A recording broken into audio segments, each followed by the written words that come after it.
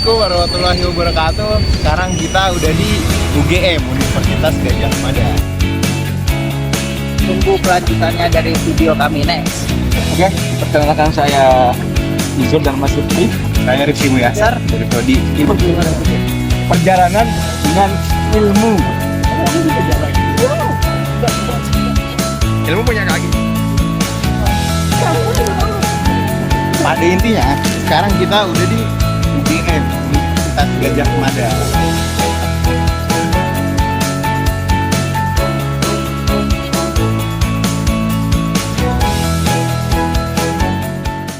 Assalamualaikum warahmatullahi wabarakatuh. Perkenalkan, nama saya Rizky Muyasar. Pada kesempatan kali ini saya akan memberikan materi atau pengalaman saya mengenai KKL yang diselenggarakan di UGM. Nah, lebih tepatnya pada tanggal 7 sampai 8 Mei atau tanggal hari Rabu sampai dengan Kamis di bulan Mei tahun 2025. Nah, pada KKL ini kita diadakan beberapa jurusan, yaitu yang pertama ada anak ilmu hadis, kemudian ada BSA atau bahasa Arab, dan ilmu Al-Quran dan tafsir. Nah, untuk angkatan yang paling tua itu ada di angkatan IAT atau ilmu Al-Quran dan tafsir, yaitu di yang masih semester yang sudah semester 6. Sedangkan anak ilmu hadis dan juga pendidikan bahasa Arab masih menduduki semester 4. Nah, saya di sini akan menjelaskan mengenai materi yang dibawakan oleh Pak Wahyu yang bertepatan di kampus atau Universitas Gadjah Mada, yaitu UGM yang terletak di Yogyakarta. Nah, pada materi ini Pak Wahyu menyampaikan mengenai antropologi budaya. Nah, Pak Wahyu bilang bahwasannya antro dan antar budaya itu berbeda. Di mana antropologi dijelaskan bahwasannya antropologi adalah ilmu yang mempelajari sesuatu tentang manusia dan juga kebudayaannya. Nah, dari tentang manusia dan kebudayaan ini ada yang namanya ilmu warisan kolonial atau ilmu-ilmu yang diwariskan daripada para penjajah. Kemudian adanya mempelajari lian. Lian itu yang dimaksud ialah suatu peneliti yang meneliti terhadap sesuatu namun berbeda dengan tempat yang ia teliti. Itu yang disebut dengan lian, mempelajari lian. Kemudian ada pun yang kedua, percabangan antropologi. Nah, dari percabangan antropologi itu ada yang namanya fisik biologi atau budaya sosial. Selanjutnya ada yang namanya linguistik dan psikologi. Nah, yang ketiga ada yang namanya metode penelitian etnografi, yaitu metode atau suatu proses pengumpulan data atau tekniknya, yaitu dengan penelitian lapangan, atau juga bisa disebut dengan partisipasi observasi. Selanjutnya ada yang namanya produk pada akhirnya atau perspektif etik. Nah, selanjutnya Pak Wahyu ini membahas tentang selayang pandang atau sejarah daripada UGM itu sendiri. Yang pertama, berdiri pada tahun 1964 dan memiliki 3 program studi. Nah, di dalam fakultas ini terdapat 19 dosen dan 4 tenaga pendidikan. Kemudian ada visi dan misinya ya, yaitu antropologi yang kritis, inklusif, reflektif, dan emansipatif. Selanjutnya ada kegiatan-kegiatan di fakultas tersebut. Mungkin itu saja dari saya, kurang lebihnya mohon maaf. Wassalamualaikum warahmatullahi wabarakatuh. Warahmatullahi wabarakatuh. Baik teman-teman, di sini saya akan sedikit berbagi dari apa yang saya dapatkan atau kami dapatkan ketika KKL kemarin. Di sini saya akan membahas tentang antropologi agama. Sebagaimana yang sudah dipaparkan kemarin oleh salah satu pemateri dari dosen Universitas Gadjah Mada, bahwa antropologi itu adalah ilmu yang membahas tentang manusia, ilmu yang membahas segala sesuatu yang berkaitan tentang manusia. Nah, dalam hal ini antropologi agama, bagaimana manusia itu dikaitkan dengan agama, bagaimana manusia itu memahami agama, bagaimana manusia itu menginterpretasikan apa yang diajarkan oleh agama, dan yang ketiga bagaimana manusia itu mengamalkan atau mempraktikkan dari ajaran-ajaran agama tersebut. Adapun objek kajian dari antropologi agama adalah segala bentuk atau segala hal yang berkaitan dengan agama, baik dari aspek simbol, kemudian sistem kepercayaan, kemudian ritual-ritual yang ada. Intinya segala sesuatu yang berkaitan dengan agama tadi, misalnya simbol-simbol atau ritual-ritual atau sistem kepercayaan-kepercayaan yang ada di setiap agama tersebut. Kemudian pendekatan yang digunakan dalam penelitian antropologi agama adalah menggunakan pendekatan agama.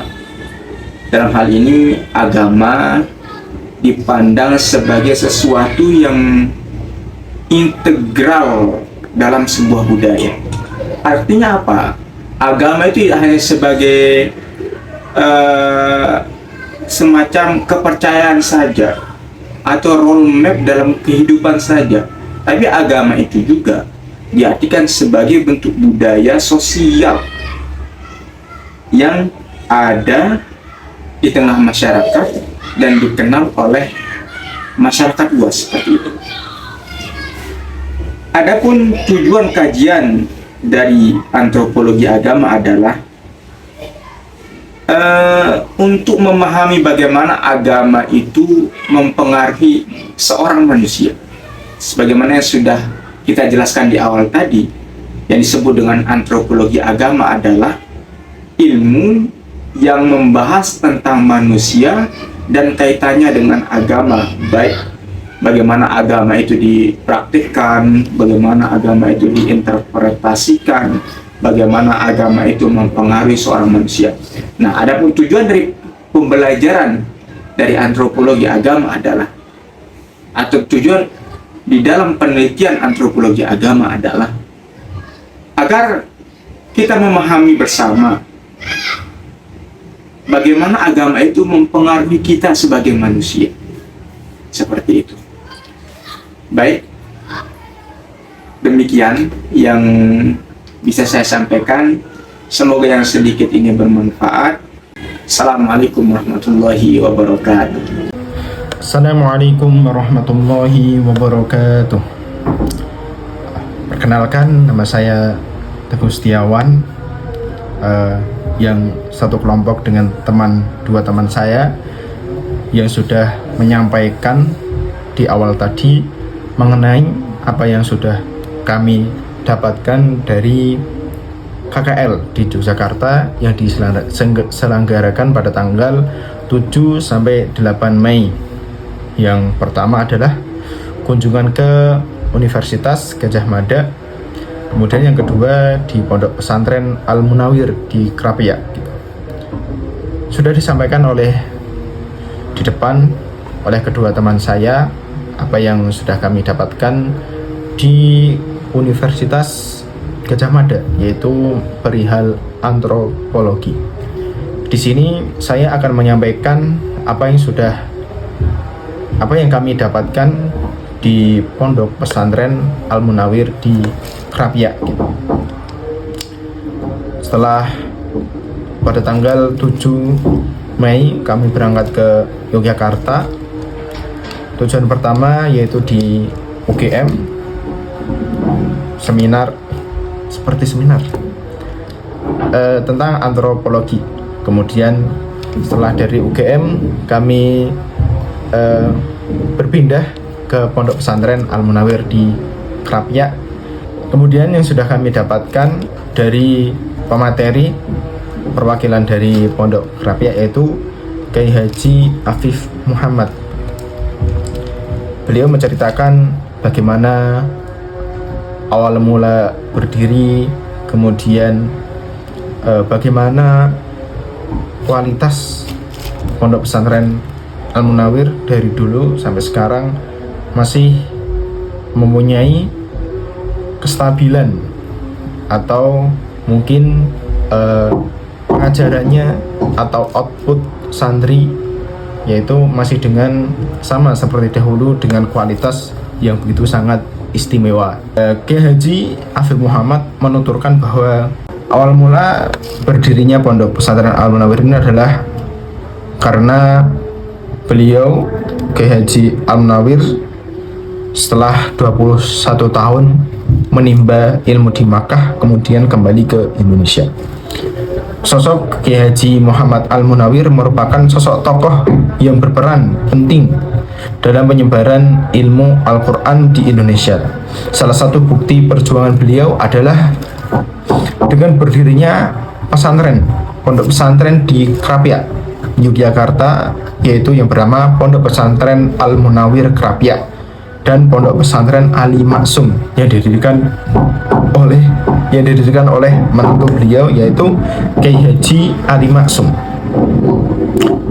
Krapyak hari ini seakan menjadi sebuah magnet pengajar Al-Quran di Indonesia, magnet untuk siapapun yang ingin menjadi seorang hamilul Quran seperti jejak para ulama Al-Quran Nusantara terdahulu. Pondok Pesantren Al-Munawir ini telah menciptakan atau melahirkan ulama Al-Quran di Nusantara yang menjadi bukti bahwa kesungguhan beliau dalam mengajarkan ilmu kepada murid-muridnya. Sejak dulu Kiai Haji Al-Munawir dikenal sebagai seorang yang kuat dalam riyadhahnya, kegigihan dan perjuangannya dalam mempelajari ilmu Al-Quran dan mengajarkan ilmu Al-Quran ke Nusantara. Setelah kurang lebih dari 21 tahun menimba ilmu di Makkah, beliau kembali ke tanah air dan bermukim di Kauman, Yogyakarta. Sedikit dikisahkan, singkat cerita, beliau pindah ke Krapyak dengan beberapa sebab.